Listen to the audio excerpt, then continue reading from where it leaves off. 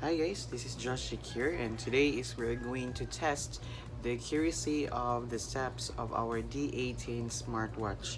So as you can see here, I already have it worn, and we will check if it's really accurate. So I will be testing for about 100 steps, and we will see if it's really accurate, guys. All right, so I will be walking around just near my house, and I will be counting the steps manually just to make sure that we can get the correct number, which is 100. Okay, so I'll see you later. All right, guys, so now let's go outside and let's check.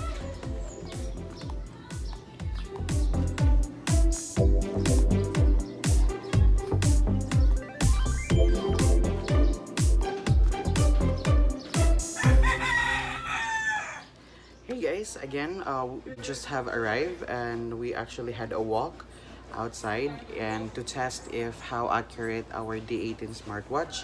Yes, this one, it's in red. All right, so I'm so sorry guys, I'm still sweating. So actually we have the base steps, so which is 281. So this is a kind of step that you get at the home of your smartwatch. Yes, so as you can see here, like there's the steps. Okay, and okay, so our base is actually 281. Yes, and our final step is actually 354. So I tried to subtract the steps, the final step minus our base step, which is the 281, and we got the 73 steps. So, and I'm not so sure guys, but unfortunately, so the D18 smartwatch, it's almost 100, but it only recorded 73 steps, which is quite different with what we've expected, which is 100. We're lacking 27 steps.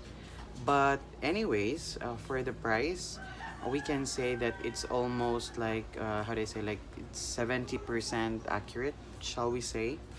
So I think it's not really that bad, but hopefully I will try to do more tests. Let me know guys if you want to have another test on the next video, and maybe we can have it longer, like we'll say like maybe 200 steps.